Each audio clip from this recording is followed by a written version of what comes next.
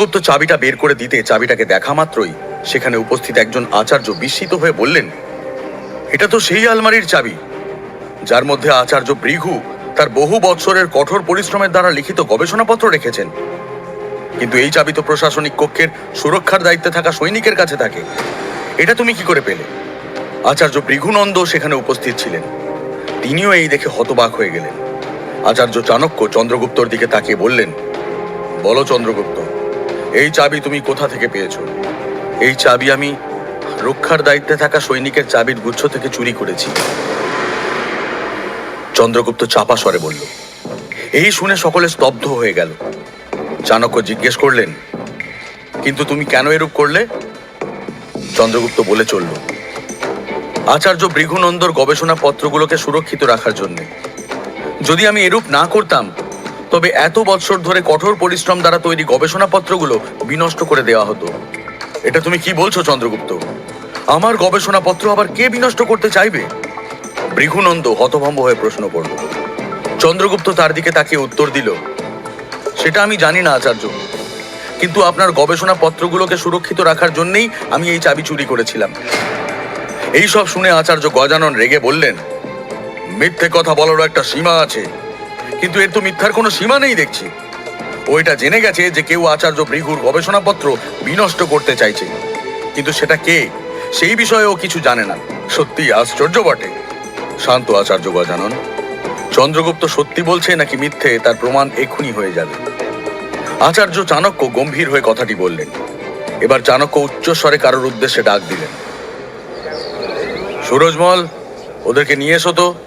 তার ডাক শুনেই সুরজমল দুজন ব্যক্তিকে সঙ্গে নিয়ে সভায় এসে অধ্যক্ষের সম্মুখে দাঁড় করিয়ে দিল। সমগ্র সভা তাদের দুজনকে দেখছিল। তাদের মধ্যে একজন ছিল প্রশাসনিক কক্ষের সুরক্ষার দায়িত্বপ্রাপ্ত সৈনিক, আর দ্বিতীয়জন আচার্য ভৃগুনন্দর প্রাক্তন ছাত্র ধুন্ধুমালী, যাকে নিজেরই দুষ্কর্মের জন্য আচার্য ভৃগুনন্দ তক্ষশিলা থেকে বহিষ্কৃত করেছিলেন। ধুন্ধুমালীকে চিনতে পেরেই আচার্য ভৃগুনন্দ কর্কশ্বরে বলে উঠলেন, ধুন্ধুমালী, তুমি এখানে কি করছো? ধুন্ধুমালী নতমস্তকে নির্বাক হয়ে দাঁড়িয়ে রইল। তুমি চেনো ওকে? আচার্য চাণক্য চন্দ্রগুপ্তকে জিজ্ঞাসু দৃষ্টিতে বললেন। হ্যাঁ, এই তো সেই ব্যক্তি যে আচার্য ভৃগুনন্দর গবেষণাপত্র বিনষ্ট করতে চাইছিল, চন্দ্রগুপ্ত বলল। এই কথা শুনে সমগ্র সভা হতবাক হয়ে গেল। আচার্য ভৃগুনন্দর যেন নিজের কানকে বিশ্বাস হচ্ছিল না। গজানন নিজের পক্ষ দুর্বল হতে দেখে সহসা বলে উঠলেন, তুমি কি করে জানলে? চন্দ্রগুপ্ত বলে চলল, গতকাল রাতে আমার শয্যায় জল পড়ে যাওয়ার কারণে তা সিক্ত হয়ে গেছিল। তাই রাত্রিবেলায় ঘাসের স্তূপ নেওয়ার জন্য আমি বাইরে আসতেই ওনাকে দেখলাম এই সৈনিককে কয়েকটি স্বর্ণ মুদ্রা প্রদান করতে। আমি এর পূর্বে এই ব্যক্তিকে কখনোই তক্ষশিলাতে দেখিনি, তাই আমি সন্দেহপ্রবণ হয়েই ওদের কথা শুনছিলাম। সভায় উপস্থিত সকলেই মনোযোগ সহকারে চন্দ্রগুপ্তর বর্ণনা শুনছিল। তখনই আমি জানতে পারলাম এই ব্যক্তি কোনো কারণবশত আচার্য ভৃগুনন্দর উপরে নিজের প্রতিশোধ চরিতার্থ করতে চায়, আর সেই হেতুই সেই আচার্যের এত বৎসরের কঠোর পরিশ্রমের ফসল এই গবেষণাপত্রগুলোকে বিনষ্ট করতে চায়। আর এই দুজন মিলে রাতেই এই কাজকে সম্পন্ন করত। চন্দ্রগুপ্ত একটু থেমে সুরজমলের দিকে তাকিয়ে আবার বলল, যেহেতু আচার্য চাণক্য এখানে উপস্থিত ছিলেন না, তাই আমি আচার্য সুরজমলকেই সব কথা জানিয়ে দিই। কিন্তু আমি ভয় পাচ্ছিলাম যে ওরা রাত্রের আগেই ওই গবেষণাপত্র নষ্ট না করে দেয়। ওই জন্যই আমি সুযোগ বুঝে সৈনিকের চাবির গুচ্ছের মধ্যে থেকে চাবি চুরি করে নিয়েছিলাম। সভার সকলেই চন্দ্রগুপ্তর কথা শুনছিল, কিন্তু তখনই এমন একটা ঘটনা ঘটল যার জন্য কেউ প্রস্তুত ছিল না। ধুন্ধুমালী সুযোগ বুঝেই সৈনিকের কোমর থেকে তলোয়ারটা নিয়ে সেটা তুলেই চাণক্যের ওপরে আক্রমণ করল। আকস্মিক আক্রমণে সকলে হতচকিত হয়ে গেল। যেন ধুন্ধুমালীর অতর্কিত আক্রমণে সভার মধ্যে যেন হুলস্থুল পড়ে গেল। সকলেই উদ্বিগ্ন হয়ে পড়েছিলেন চাণক্যের প্রাণ রক্ষার জন্য, কিন্তু কেউই সাহস সঞ্চয় করতে পারছিল না। ঠিক তখনই এমন এক কাণ্ড ঘটল যা হয়তো কেউই প্রত্যাশা করেনি। একটা ঢিল সোজা এসে লাগলো ধুন্ধুমালীর হাতে, এবং সঙ্গে সঙ্গেই তার হাত থেকে তলোয়ার খসে পড়ল এবং চাণক্য মুক্ত হয়ে গেলেন। সুরজমল আর চাণক্য মিলে ধুন্ধুমালীকে দুই দিক থেকে ধরে ফেললেন। সকলে হতবাক হয়ে তাকিয়ে দেখল গুলতি হাতে চন্দ্রগুপ্ত দাঁড়িয়ে। আজকে আরো একবার সে তার আচার্যর প্রাণ রক্ষা করেছিল। সমগ্র সভা তখন চন্দ্রগুপ্তের উপস্থিত বুদ্ধি আর সাহসিকতায় মুগ্ধ হয়ে তাকিয়েছিল।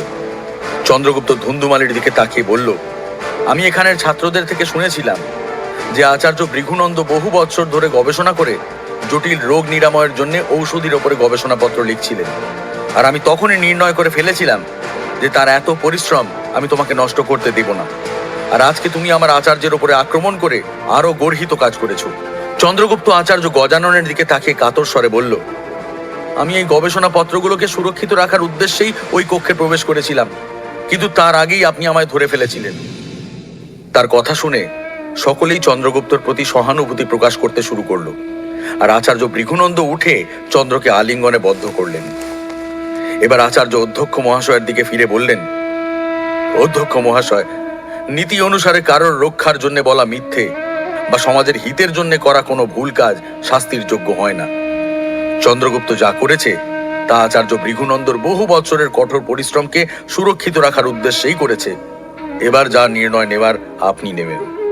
অধ্যক্ষ মহাশয় কিঞ্চিত চিন্তা করে বললেন, প্রশাসনিক কক্ষের সুরক্ষার দায়িত্বে থাকা সৈনিককে এখনই তার পদ থেকে মুক্ত করা হলো। ধুন্ধুমালিকে তার অপরাধের জন্য রাজ্যের সৈনিকদের হস্তান্তরিত করা হবে।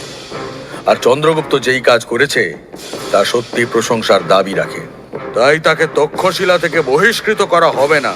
কিন্তু চুরি করা যেহেতু অন্যায় কাজ, তাই দণ্ডস্বরূপ চন্দ্রগুপ্তকে আজও তক্ষশিলার গোয়ালঘর পরিষ্কার করতে হবে। এই সভা এখানেই সমাপ্ত হলো। অধ্যক্ষের নির্ণয় শুনে চন্দ্রগুপ্ত অত্যন্ত আনন্দিত হল, কিন্তু আচার্য গজানন রাগে গজরাতে গজরাতে প্রস্থান করলেন। এদিকে অমাত্যর দ্বারা জীবনদান পেয়ে রাজহংস দ্রুত গতিতে তক্ষশিলার দিকে অগ্রসর হচ্ছিল। তার মনে একসঙ্গে অনেক রকমের ভাবনা আবর্তিত হচ্ছিল। কখনো সে চাণক্যের কথা ভেবে ক্রোধিত হচ্ছিল, তো কখনো অমাত্যের সতর্ক বার্তা মনে করে ভীত হয়ে উঠছিল। সে শুধু শীঘ্রাতি শীঘ্র তক্ষশিলায় পৌঁছাতে চাইছিল। সে নিজের মনে বিড়বিড় করে বলল, একবার তক্ষশিলায় পৌঁছে যাই, তারপরে ওই চাণক্যকে আমি দেখে নেব। ওর জন্য আমায় যা সহ্য করতে হয়েছে তা সুদ সমেত ফেরত না দেওয়া পর্যন্ত আমি ক্ষান্ত হব না। আচার্য চাণক্যের জন্য রাজহংসকে পাটলিপুত্রতে অনেক যাতনা সইতে হয়েছিল, যার রোষ তার চেহারাতে স্পষ্ট ফুটে উঠছিল। সে তার নিজের খেয়ালে এতটাই মত্ত ছিল যে কখন তার পা জমিতে বিছানো এক গুপ্ত জালে পড়ল সে বুঝতে পারল না, এবং পরক্ষণেই সে রশি দিয়ে তৈরি একটা জালে আবদ্ধ অবস্থায় একটা গাছের শাখা থেকে ঝুলছিল। এই গোটা বিষয়টা এত দ্রুত ঘটে গেল যে সে নিজেকে সামলানোর সুযোগটুকুও পেল না। সে জাল থেকে বেরোনোর জন্য বিনা জলের মাছের মতো ছটফট করতে থাকলো, কিন্তু তার সমস্ত প্রয়াস বিফলে গেল। ঠিক তখনই কয়েকজন আদিবাসী লোক হাসতে হাসতে তার সামনে এগিয়ে এলো। তাদেরকে দেখে রাজহংস ভয়ে চিৎকার করে বলল, তাড়াতাড়ি মুক্ত করো আমায়। তোমরা জন্তুদের ধরার জন্য এই জাল বিছিয়েছিলে, কিন্তু দেখো ভুল করে আমি এটাতে আটকে পড়েছি। রাজহংসকে জালের মধ্যে ছটফট করতে দেখে আদিবাসীদের মধ্যে একজন বলে উঠল, এই জাল জন্তুদের ধরার জন্য নয়, বরং তোমাকে ধরার জন্যই বিছানো হয়েছিল। এই কথা শুনে রাজহংসের মুখ যেন বিবর্ণ হয়ে উঠল। সে আরো একবার বড় মাপের সমস্যায় ফেঁসে গেছিল। সে ভয়ে চিৎকার করে বলল, আরে আমার সাথে আবার তোমাদের কিসের শত্রুতা? শীঘ্রই মুক্ত করো আমায়। আদিবাসীদের উপরে রাজহংসের কথার কোনো প্রকারের প্রভাব পড়ল না। তারা নিজেদের মধ্যে নিচু স্বরে কিছু আলোচনা করল এবং তারপরেই রাজহংসকে সঙ্গে নিয়ে তাদের গ্রামের দিকে অগ্রসর হল। আরে কোথায় নিয়ে যাচ্ছ আমায়? তোমরা কারা? তোমাদের দাবিটা কি? রাজহংস ক্রমাগত চিৎকার করেই যাচ্ছিল, কিন্তু ওই আদিবাসীরা তার কথায় একটুও কর্ণপাত করছিল না। তারা রাজহংসকে জালের মধ্যে ভরে গ্রামে নিয়ে এলো। গ্রামে পৌঁছেই তারা তাকে নাম্বির সামনে নিয়ে এলো। সেই নাম্বি আচার্য চাণক্য আর চন্দ্রগুপ্ত মিলে যার পুত্রের প্রাণ রক্ষা করেছিল। নাম্বির সামনে পৌঁছেই রাজহংস যখন তাকে ধরে আনার কারণ জিজ্ঞেস করলো, নাম্বি মৃদু হেসে বলল, আমাদের তো কেবলমাত্র তোমাকে ধরার আদেশ দেওয়া হয়েছিল, কিন্তু কেন সেটার জবাব তো আচার্য চাণক্যই দিতে পারবেন। আচার্য চাণক্যের নাম শোনা মাত্রই রাজহংস হতবাক হয়ে গেল। সে বুঝতে পারল চাণক্যের সাথে শত্রুতার এটাই শাস্তি। পাটলিপুত্রতে রাজকুমার পব্বতের তক্ষশিলা যাবার সকল ব্যবস্থা হয়ে গেছিল। রাজকুমার পব্বত তার মাতার চরণ স্পর্শ করে তার আশীর্বাদ নিয়ে রাজমহলের দিকে এক দৃষ্টে তাকিয়ে মনে মনে সংকল্প গ্রহণ করে বলল, আজকে আমি চলে যাচ্ছি, যাতে একজন যোগ্য সম্রাট রূপে ফিরে আসতে পারি। আর রাজা ধননন্দ, যেদিন আমি ফিরে আসব সেই দিন থেকেই আমি নবরূপে নন্দবংশের স্থাপনা করব, আর আমি হব পাটলিপুত্র এই মগধের নতুন সম্রাট। রাজকুমার পর্বতের চোখে এক সংকল্প স্পষ্ট রূপে প্রকাশিত হচ্ছিল, কিন্তু সে এই বিষয়ে অজ্ঞাত ছিল যে তার সংকল্প আর স্বপ্নের মাঝে এক ব্যক্তি ওত পেতে বসে রয়েছে, আর সেটা ছিল অমাত্য। নিজের কক্ষে বসে মহামন্ত্রী অমাত্য একটি বিশেষ সূচনাপত্র দেখছিলেন। তখনই একজন সৈনিক প্রবেশ করল। সে অমাত্যকে অভিবাদন জানিয়ে বলল, বলুন মহামন্ত্রী মশাই, আমি আপনার কি সেবা করতে পারি? সৈনিকের দিকে তাকিয়ে অমাত্য বললেন, মালকেতু, তুমি আমার বিশ্বাসভাজন গুপ্তচরদের মধ্যে অন্যতম। তোমাকে আমি একটি অত্যন্ত গুরুত্বপূর্ণ কার্যের ভার দিতে যাচ্ছি। অবশ্যই মহামন্ত্রী, মালকেতু বলল। তুমি রাজকুমার পর্বতের সহিত তক্ষশিলায় যাবে এবং সেখানে রাজকুমারের ওপরে কড়া দৃষ্টি নিবদ্ধ করে রাখবে। ওখানে রাজহংস নামে একজন ব্রাহ্মণও রয়েছে, যাকে আমি আচার্য চাণক্যের গতিবিধির ওপরে নজর রাখার জন্য পাঠিয়েছি। যদি ওই ব্রাহ্মণ কিছু গন্ডগোল করে বা আমার বিরুদ্ধে যাওয়ার প্রচেষ্টা করে, তাকে তৎক্ষণাৎ মৃত্যুর মুখে ঠেলে দেওয়া তোমার দায়িত্ব। মালকেতু অমাত্যকে আশ্বাস দিয়ে বলল, আপনি একদম চিন্তা করবেন না মহামন্ত্রী মশাই, আপনার আদেশ অনুসারে এই কাজ হবে। এই কথা বলেই সে প্রস্থান করল। অমাত্য নিজের মনে মনেই বললেন, শুধু একটা সঠিক চাল শম্ভুনাথ আর চাণক্যকে পথ থেকে সরিয়ে দেবে। আমার শুধু সেই চালের ওপরেই মনোনিবেশ করতে হবে। তক্ষশিলার ময়দানে সকল ছাত্ররা যুদ্ধ করার অভ্যাস করছিল। আচার্য শ্বেতাঙ্ক সকলের ওপরেই দৃষ্টি নিবদ্ধ করে রেখেছিলেন। তাদের সঙ্গে আচার্য চাণক্যও উপস্থিত ছিলেন। ঠিক তখনই তক্ষশিলার মুখ্য দ্বারে শঙ্খধ্বনি শোনা গেল। শঙ্খধ্বনি শোনা মাত্রই সকল ছাত্ররা যুদ্ধ করার অভ্যাস ত্যাগ করে কৌতূহলী দৃষ্টিতে দ্বারের দিকে তাকিয়ে রইল। চন্দ্রগুপ্ত তার পাশে দাঁড়ানো আরেকজন ছাত্রকে জিজ্ঞেস করল, সহসা শঙ্খধ্বনি বাজছে কেন? নিশ্চয়ই কোনো সম্রাটের পুত্র তক্ষশিলাতে শিক্ষা গ্রহণ করতে এসেছে। যখনই কোনো রাজপুত্র তক্ষশিলায় প্রথম দিন প্রবেশ করে, তখনই শঙ্খধ্বনি বাজিয়ে তাকে অভ্যর্থনা জানানো হয়। কিছুক্ষণ পরেই তক্ষশিলার দ্বার খুলে গেল, আর রাজকুমার পর্বতের রথ তক্ষশিলায় প্রবেশ করল। রথে পর্বতকে দেখা মাত্রই চাণক্যের মুখে যেন একটা হাসির ঝলক খেলে গেল, কারণ তার একটা বড় চাল আজকে সফল হয়েছিল। আচার্য গজানন এক নতুন রাজকুমারকে আসতে দেখে বিস্মিত হয়ে আচার্য মেঘনাথকে জিজ্ঞেস করলেন, এই নতুন রাজকুমারটি কে? আচার্য মেঘনাথ বললেন, ও মগধের সম্রাট ধননন্দের পুত্র পর্বত। এই কথা শুনেই আচার্য গজাননের চোখ উজ্জ্বল হয়ে উঠল। পর্বত রথ থেকে নেমে ধীর গতিতে আচার্য চাণক্যের দিকে অগ্রসর হচ্ছিল।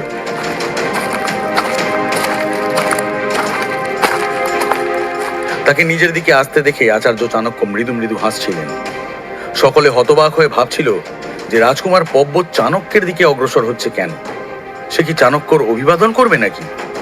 উপস্থিত সকলেই অবাক বিস্ময়ে তাকিয়েছিল।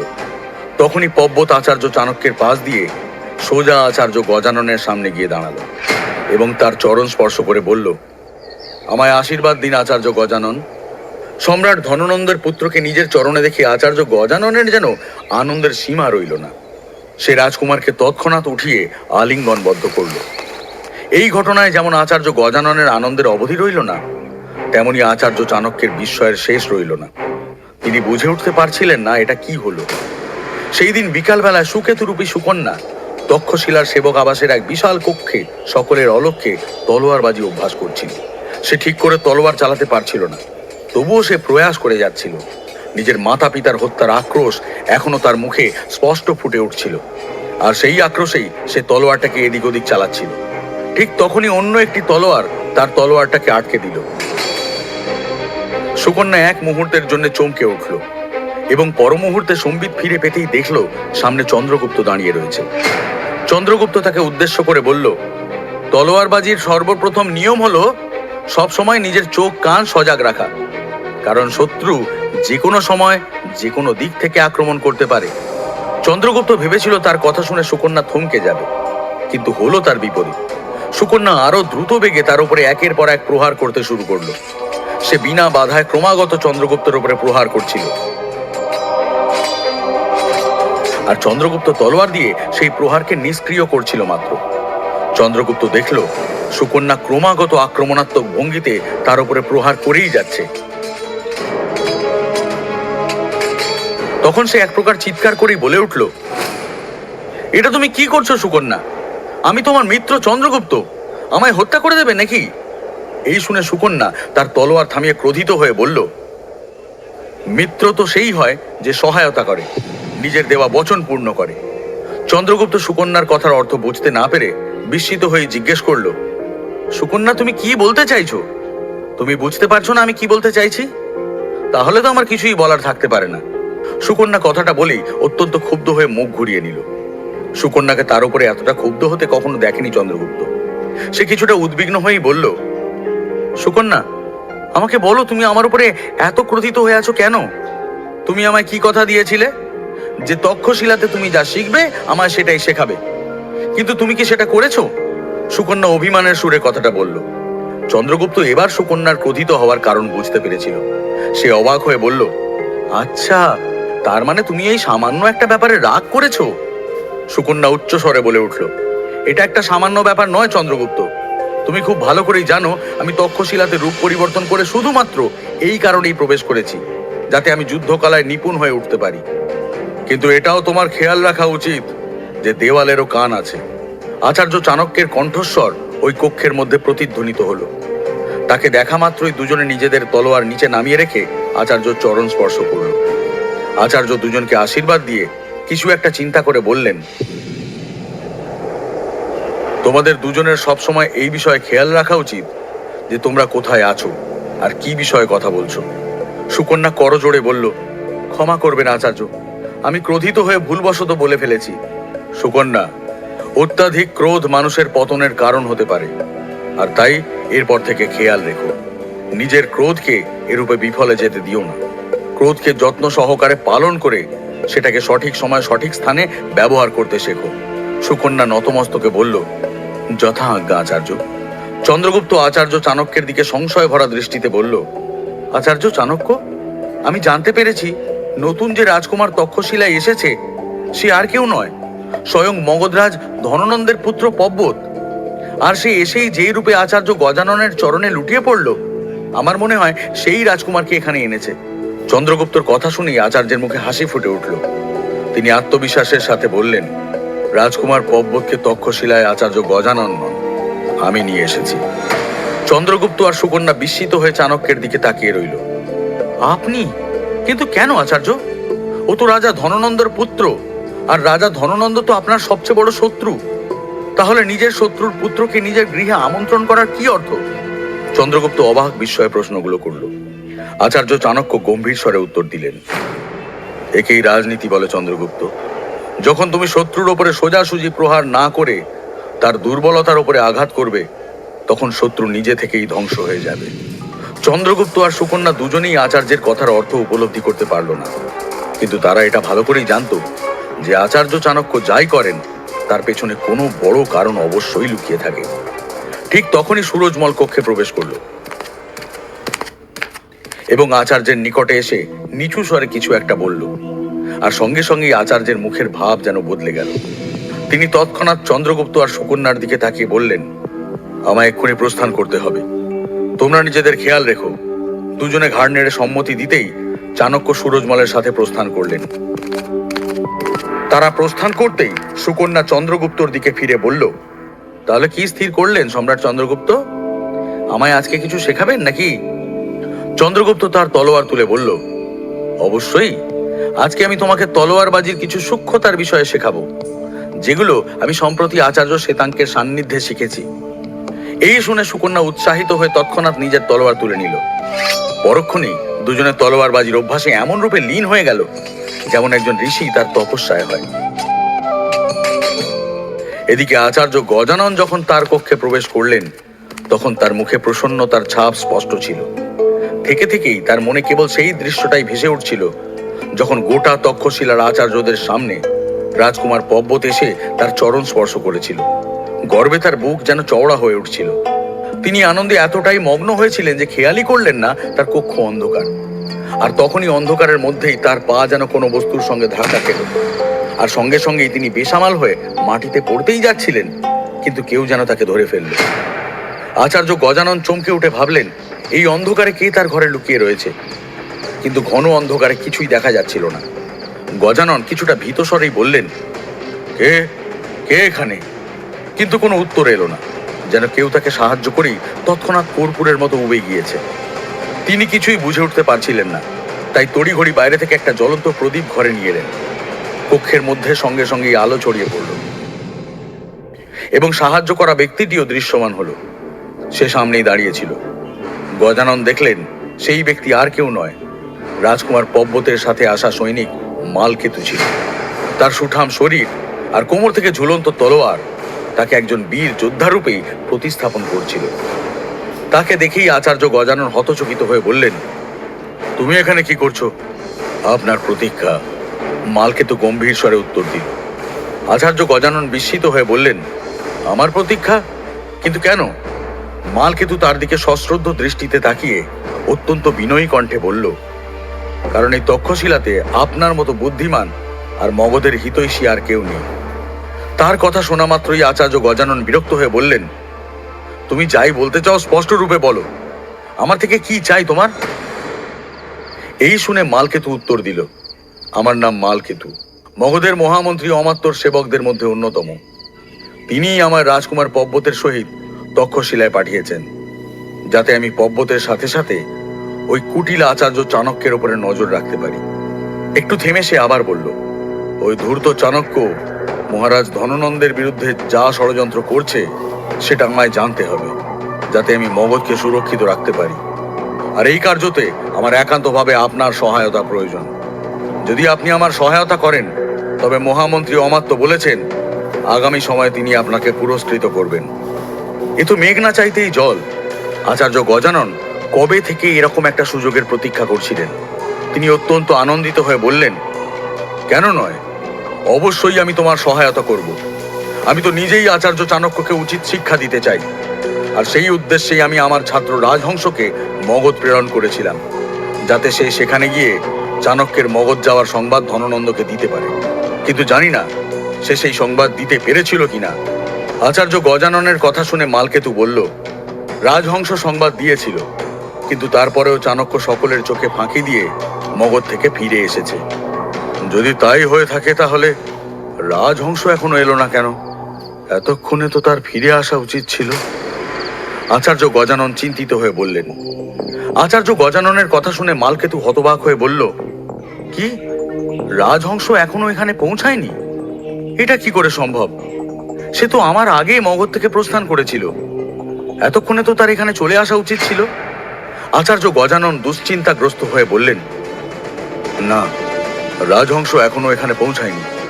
এখন তো আমার ওর বিষয়ে চিন্তা হচ্ছে। হয়তো আচার্য চাণক্য তাকে, না না, এটা হতে পারে না। গজানন কি রাজহংসকে রক্ষা করতে পারবেন? তিনি কি বুঝতে পারবেন এর পেছনে চাণক্যের পরিকল্পনা রয়েছে? दोस्तों, अगर आपको ये कहानी पसंद आई हो तो वीडियो को लाइक करें और अपने दोस्तों के साथ शेयर करें। ऐसी ही और मजेदार और दिलचस्प कहानियों के लिए कृपया स्टोरी यूट्यूब चैनल को सब्सक्राइब करना न भूलें और बेल आइकन को दबाएं ताकि आपको हमारे सभी नए वीडियो के बारे में जानकारी मिलती रहे। धन्यवाद।